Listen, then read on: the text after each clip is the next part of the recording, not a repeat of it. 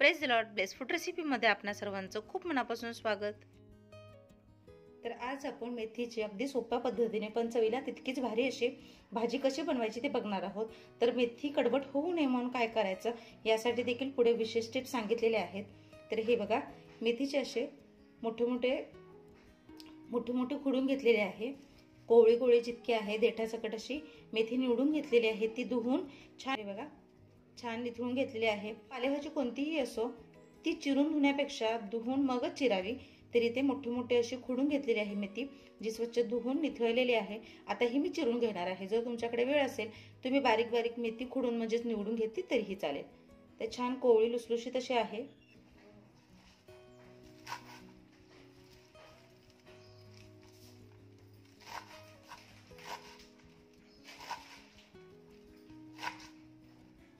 अगदी fine chop केलेली नाहीये, म्हणजे खूपही बारीक अशी चिरून घ्यायची नाहीये.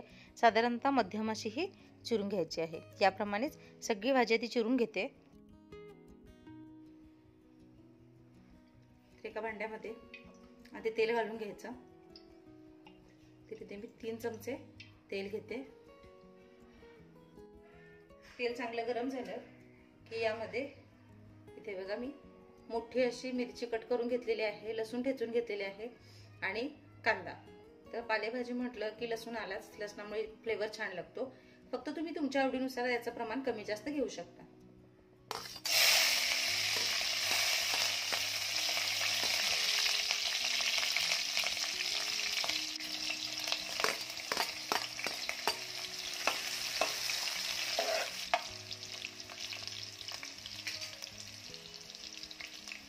मिरची तेलात चांगली तडतडली की त्यामध्ये मग लसूण घालायचं आहे. लसणाचा रंग बदलेपर्यंत छान परतून घ्यायचं आहे. लसूण कच्चा ठेवला तर त्याचा भाजीला फ्लेवर तसाच येतो, त्यामुळे रंग बदलून घ्यायचा आहे. लसणाचा रंग बदलला की त्यामध्ये बारीक चिरलेला कांदा घालायचा आहे. कांदा भाजताना थोडं मीठ घालायचं, त्यामुळे कांदा पटकन भाजला जातो. कांद्याचा रंग बऱ्यापैकी बदललेला आहे. कांदा छान भाजलेला आहे. अगदी आपल्याला तो काळा असा करपून घ्यायचा नाहीये. ते पालेभाज्यांमध्ये ज्यावेळेस आपण कांदा घालतो तो साधारणतः असा पांढरट असायला पाहिजे. तर कांदा परतलेला आहे. इथे मी मूग डाळ भिजवून घेतली होती. तर ही बघा, डाळ भिजलेली असेल तर भाजी पटकन होते. तर बघा, डाळ आधी तेलामध्ये चांगली परतून घ्यायची आहे.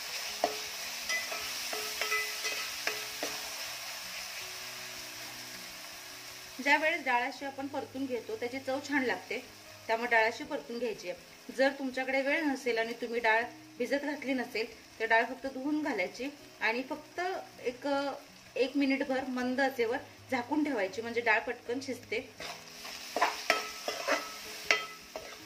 इथे मी मूग डाळ घेतलेली आहे. तुम्ही याऐवजी तूर डाळ घेऊ शकता किंवा मसूर डाळ घेतली तरीही चालेल.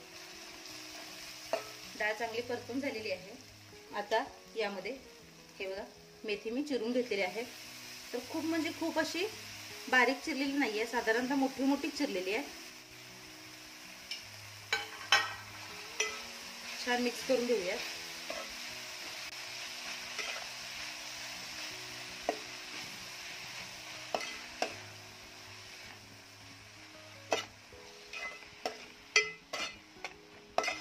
आता यामध्ये मीठ घालायचं आहे. कांदा भाजताना देखील मीठ घातलं होतं, त्यामुळे मीठ घालताना अंदाजे आणि चवीनुसारच घालायचं आहे. डाळ आपण भिजवून घेतले त्यामुळे याच्यामध्ये आपण पाणी वगैरे अजिबात घालणार नाही आहोत. आणि मिठामुळे देखील भाजीला पाणी सुटतं. मीठ घालून छान मिक्स करून घ्यायचे.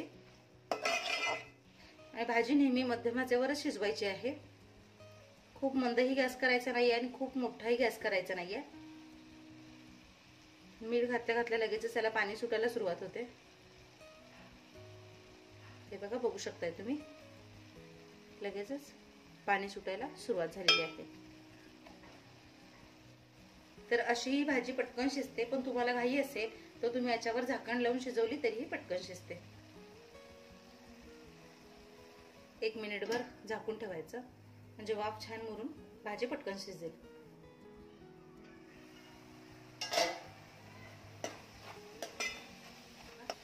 एक मिनिटातच भाजी जवळपास शिजत आलेली आहे. अगदी थोडीशी कसर बाकी आहे. तरी बघा, डाळ भिजवून घेतल्यामुळे पटकन शिजते आता यामध्ये राहिलेलं जे काही पाणी आहे ते सुकेपर्यंत पुन्हा आपण भाजी छान शिजवून घेणार आहोत. आता मी झाकणार नाहीये, अशीच छान वाफेवर शिजू देणार आहे त्याला. भाजीचा रंग काय छान दिसतोय ते बघा. तर पालेभाज्यांमध्ये जास्त पाणी घातलं किंवा मोठ्या आचेवर ज्यावेळेस आपण भाजी शिजवतो त्यावेळेस भाजीचा रंग बदलतो आणि इथे तुम्हाला हिरवट भाजी दिसते. मग असं मेहंदीचा कलर जो असतो त्या रंगाची भाजी दिसते, मग खायला कंटाळा येतो. त्यामुळे जर भाजीची चव टिकवायची असेल, रंग टिकवायचा असेल तर भाजी नेहमी मध्यम आचेवर आणि सांगितलेल्या पद्धतीनेच शिजवून घ्यायची आहे. तर हे बघा, भाजीतलं पाणी आता पूर्णपणे आटलेलं आहे आणि छान भाजी शिजलेली देखील आहे. आता यामध्ये मी काय करणार आहे ना, हे माझ्याकडे असं जाडं भरडं दडदडीत शेंगदाण्याचं कूट आहे ते घालणार आहे. शेंगदाण्याच्या कुटामुळे ना भाजीचा कडवटपणा कमी होतो आणि भाजी चवीला देखील छान लागते. हे पूर्णतः ऑप्शनल आहे. तुम्हाला शेंगदाण्याचं कूट नसेल घालायचं, नाही घातलं तरीही चालेल. फक्त डाळ घालून केलेली भाजी देखील खूप छान लागते. तर आता शेंगदाणे मी अगदी थोडंसंच घातलेलं आहे, जास्त घातलेलं नाहीये. शेंगदाण्याचं कूट घालून फक्त छान एकदा भाजी परतून घ्यायची आहे आणि अर्धा मिनिट फक्त अशीच सोडून द्यायची आहे किंवा झाकून ठेवली तरीही चालेल. तर इथे मी झाकून ठेवते आणि फक्त अर्धा मिनिट किंवा एक अर्धा मिनिट म्हणण्यापेक्षा एक 10 ते 15 सेकंद फक्त एक वाफ काढायची आणि भाजी आपली तयार होते. हे बघा, फक्त एक 10 ते 15 सेकंद मी एक वाफ काढून घेतलेले आहे. गॅसची आच देखील बंद केलेली आहे. तर बघा, भाजीचा रंग अजिबात बदललेला नाहीये. मस्त हिरवी हिरवीगार, चवीला भारी मेथीची सुकी भाजी तयार झालेली आहे. एकदा नक्की ट्राय करून बघा, तुमचा अनुभव शेअर करा. मला आशा आहे की अशा पद्धतीने भाजी बनवाल तर न खाणारे देखील आवडीने खातील आणि जरी भूक नसेल ना, एक भाकरी जास्तच खातील. तर अशाच नवीन आणि पारंपरिक रेसिपीजसाठी ब्लेस फूड रेसिपी हे आपलं चॅनल सबस्क्राईब करा, लाईक करा, शेअर करा, खूप खूप कमेंट्स करा. सगळ्यात महत्त्वाचं म्हणजे जे काही बेल आयकॉन दिसते म्हणजेच घंटी दाबायला अजिबात विसरू नका. भेटूया अशाच एका नवीन रेसिपीसह. तोपर्यंत दाखवलेली रेसिपी ट्राय करा, स्वस्त रहा, मस्त खा आणि माझे व्हिडिओ बघत रहा. फराळाची रेसिपी देखील दाखवलेल्या आहेत, त्या देखील नक्की बघा.